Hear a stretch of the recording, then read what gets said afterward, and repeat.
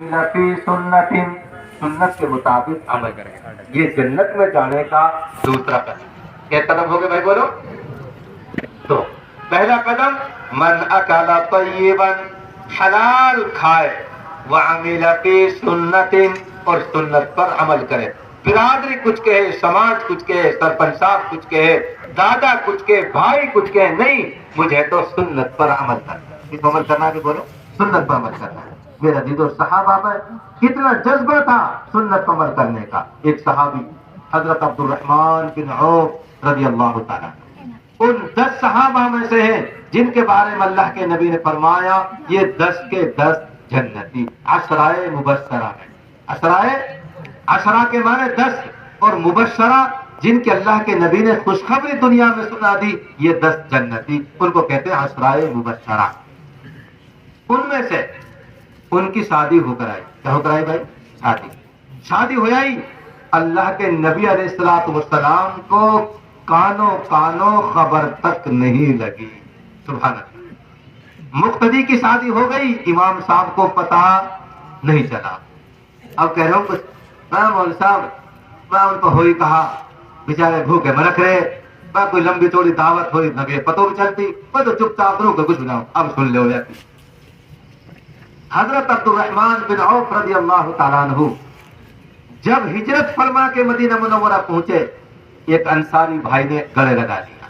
جنہوں نے مدد کی وہاں ان کو انصاری کہا جاتا ہے، اور جو گھر بار چھوڑ کے گئے ان کو مہاجر کہا جاتا ہے۔ ایک انصاری بھائی آگے بڑھے، اس نے کہا عبد الرحمن یہ 2 گھر والی ہیں میری 2۔ اس زمانے میں پردہ لاگو نہیں تھا۔ عبد الرحمن جھانچ لے بھائی، جون سے تو بیوی اچھی لگے میں طلاق دے دوں گا، عدت گزار لے گی 1 دن۔ آسمان والی بھائی 1 دن، بیوی طلاق دی، عدت پوری ہو گئی، عبد الرحمن بن عوف کو نکاح کر دیا۔ عبد الرحمن بھائی یہ 2 کمرے میرے پاس، 1 تیرو 1 میرو بھائی، 1 کمرہ دے دیو، بیوی دے دی۔ اس کے بعد میں کہنے لگے عبد الرحمن بھائی باغ منہ پہ 1 ہے، دونوں بھائی کو آدھوا دو، ٹھیک ہے جیوڑی جیل لیں، 3 تیرو 1۔ آپ سمجھ ماری؟ عبد الرحمن بن عوف نے کہا یہ بات غیرت نے قبول نہیں کی، بیوی دے دی، کمرہ دے دیا، باغ بھی تیرا کھاؤں، یہ میرا ضمیر اندر سے نہیں مانگتا۔ کیا فرمایا؟ دلنی الی السوق، مجھے تو بازار کی گیل بتا دے۔ کس کی گیل بتا دے؟ بازار کی گیل بتا، اب میں ایسے نہیں کھاؤں گا، پکڑ ٹھیک ہے، گھر ہو گیا، بیوی ہو گئی، کما کے کھاؤں گا، اب بازار کی گیل بتا مجھے۔ بازار بتا دیا، یہ مارکیٹ ہے، یہاں کپڑے ملتے ہیں، یہاں جوتے ملتے ہیں، یہاں یہ چیز ملتی ہے۔ اب تجارت بزنس شروع کی۔ کیا کی بھائی بولو؟ بزنس۔ کس نے؟ حضرت عبد الرحمن بن عوف رضی اللہ تعالیٰ بزنس شروع کری۔ اب بزنس بڑھو، کتنا بڑھو؟ اتنا بڑھو، سنو بھائی جان سے، کسی بڑے عالم سے میری باتوں کی تحقیق بھی کر لینا۔ اب ملک شام سے، اب دیکھو ملک شام کہاں ہے اور مدینہ منورہ کہاں ہے، اب وہاں سے اونٹوں پہ مال لدھا تجارت کا، پانی کی جہاز کم تھے اور ہوائی جہاز تھے ہی نہیں، اب وہاں سے مال آ رہا ہے اونٹوں کے ذریعے۔ ایک اگلا اونٹ مدینہ منورہ میں، آخری اونٹ ملک شام میں، اتنی لمبی ریل گاڑی آ رہی ہے مال کی۔ اب اندازہ لگاؤ، سبحان اللہ، میں نہیں کہتا، بخاری شریف کہتی ہے، سبحان اللہ۔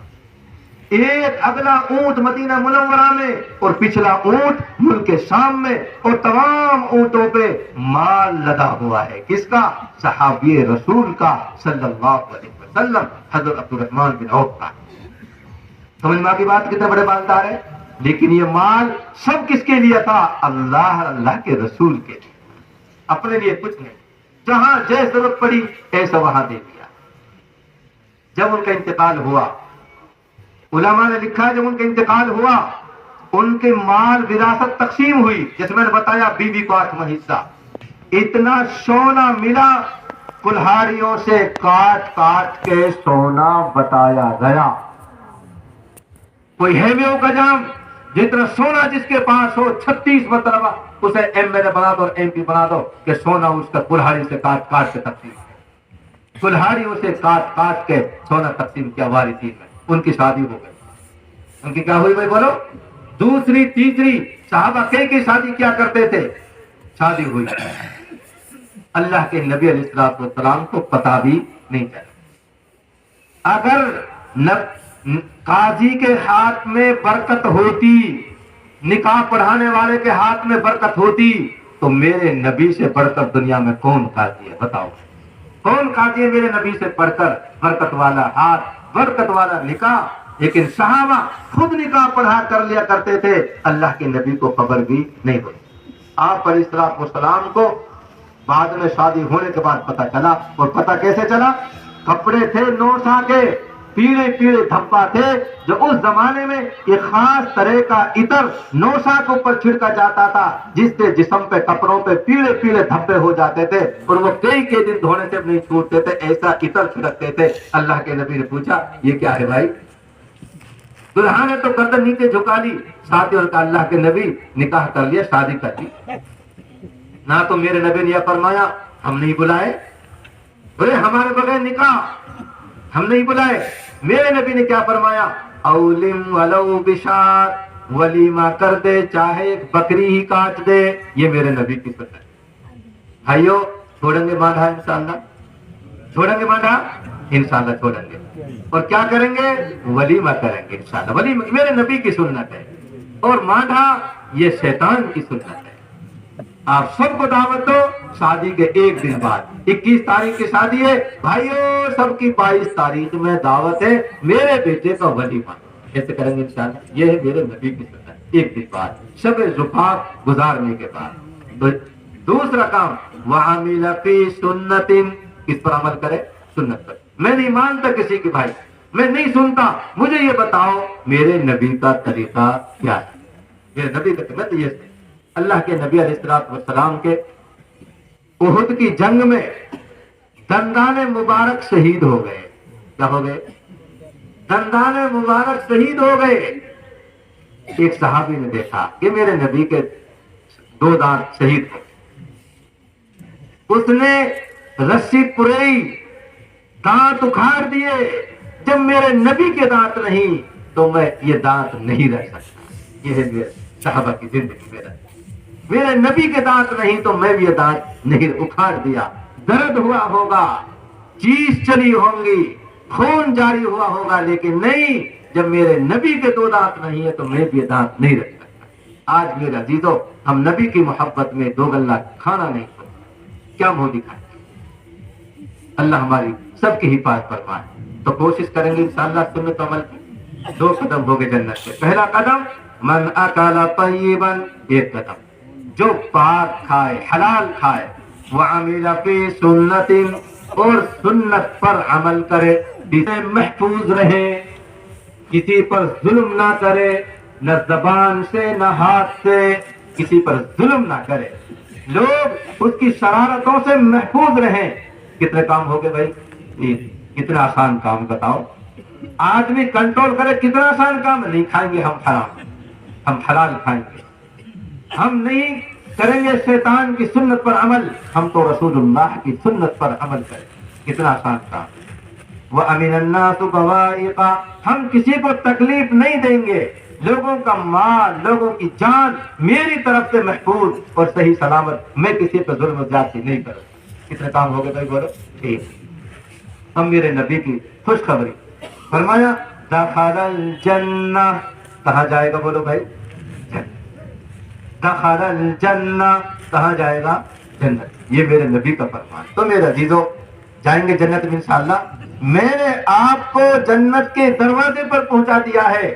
اب اندر جاتے ہو، واپس آتے ہو، یہ آپ کا کام. کس کا کام بھائی؟ بولو. یہ آپ کا کام. جنت کے دروازے تک پہنچا دیا، بلکہ داخل کر دیا. اللہ کرے جن بھائیوں نے، بہنوں نے، میری ماؤں نے میری باتیں سنی، اللہ ہم سب کو عمل کی توفیق عطا فرمائے. تو میرے عزیزو بھائیوں، یہ وہ چیزیں ہیں کہ آج ہمارے سماج میں کتنی تباہی مچا رہی ہے. حرام کمائی ہے، کوئی نہیں دیکھتا اناپ شناپ، کوئی نہیں بولتا سچ، کوئی نہیں تلاش کرتا حلال روزی کی. بس اناپ شناپ آ جائے. ایک ہمارے پڑوس میں حج کے لیے جان لگو بھائی مرگو، بچپن میں بچہ نے چھوڑ کپڑے نے تاؤ کے جمعے پڑے. سب تاؤ نے 8 بسوا میں کے گھیر کھینچ رکھا ہو. وہ بیچارے گھر پڑے بھوکرتی میں. جب وہ حجر جان لگو بڑھاپے میں، انہیں جھٹ پنچایت جوڑ دی. اور وہ پنچایت میں بلا لے بھائی مول صاحب بلا لے، آپ کی دعا سے لوگ پوچھ لے تو ہم چلے جاؤں.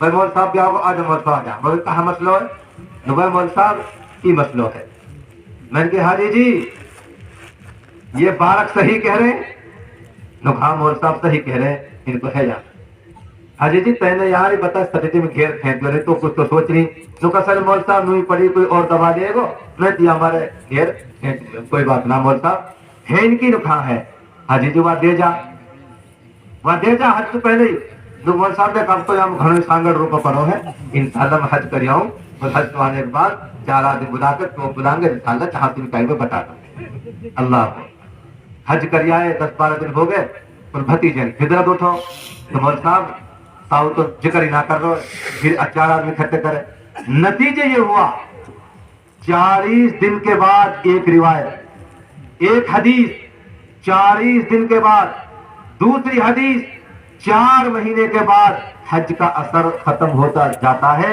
اگر وہ گناہ کرنے لگ جائے تو 4 مہینہ کے بعد ختم ہو جاتی ہے حج کی انوار و برکات اگر وہ گناہ کبیرہ کر لیتا ہے جو حج کا اثر اترا جو اثر اترا 40 دن پورے نہ ہونے دیے اور وہ نے تو فوراً کہہ دی کہ ان کو ہی کہا قرآن کو یار اب ہی کہا حج تو ہو ہی گئی اللہ ہمارے حال پر رحم فرمائے میرے عزیزوں